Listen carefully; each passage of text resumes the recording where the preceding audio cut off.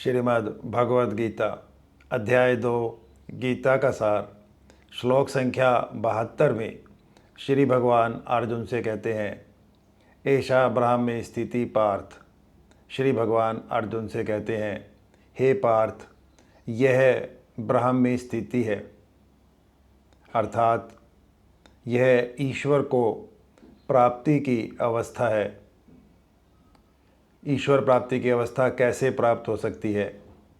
जब कोई मनुष्य, कोई योगी, कोई साधक अहंकार से रहित हो जाता है तो वह इस अवस्था को प्राप्त कर जाता है।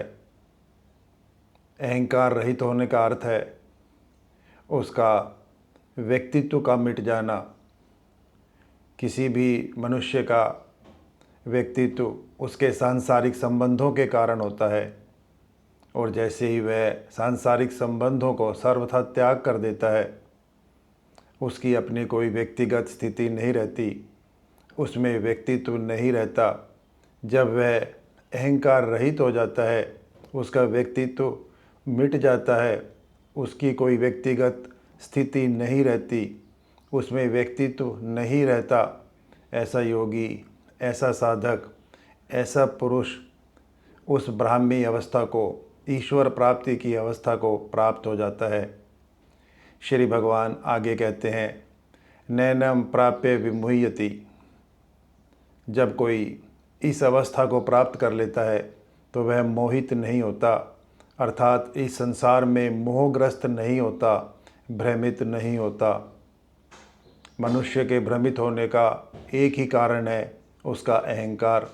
जैसे ही अहंकार मिटता है, उसकी व्यक्तिगत स्थिति नहीं रहती, उसका व्यक्तित्व, उसमें व्यक्तित्व नहीं रहता, उसका व्यक्तित्व मिट जाता है, क्योंकि व्यक्तित्व संसार के कारण था, अहंकार संसार के कारण है। तो जैसे ही उसका ये अहंकार मिटता है, वह इस ब्राह्मी स्थिति को प्राप्त कर लेता है। फिर वह संसार में भ्रमित या मोहित नहीं होता। कोई भी मनुष्य, कोई योगी, कोई साधक जब तक भ्रमित होता है, जब तक उसे सत्य या असत्य का ज्ञान नहीं होता।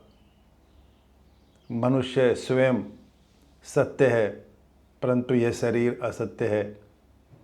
परंतु मनुष्य अपने को, स्वयं को यह शरीर ही मान बैठता है और इससे एकात्म कर लेता है, इससे जुड़ा रहता है।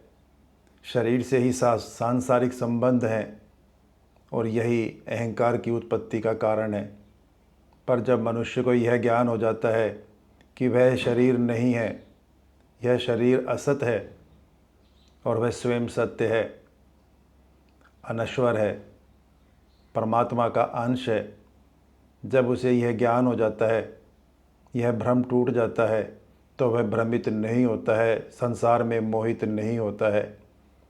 श्री भगवान आगे कहते हैं स्थित्वा अस्याम, इसमें स्थित होकर, अंत काले अपि, अंतिम समय में भी अगर कोई मनुष्य इस अवस्था को, ईश्वर अवस्था को प्राप्त कर लेता है, अंतिम समय में भी मनुष्य का जन्म केवल परमात्मा की प्राप्ति के लिए हुआ है, और यह केवल तभी संभव है जब वह अहंकार का त्याग कर दे, सत्य असत्य को पहचान ले और स्वयं को पहचान ले कि वह यह शरीर नहीं है। यह सब ज्ञान होने पर वह ईश्वर अवस्था प्राप्त हो जाती है। अगर अभ्यास के द्वारा कोई मनुष्य इस अवस्था को अंतिम समय में भी प्राप्त कर लेता है तो श्री भगवान कहते हैं ब्रह्म निर्वाणम गच्छति, वह ब्रह्म निर्वाण को प्राप्त हो जाता है, मोक्ष को प्राप्त हो जाता है, परम पद को प्राप्त हो जाता है, भगवत धाम को प्राप्त हो जाता है।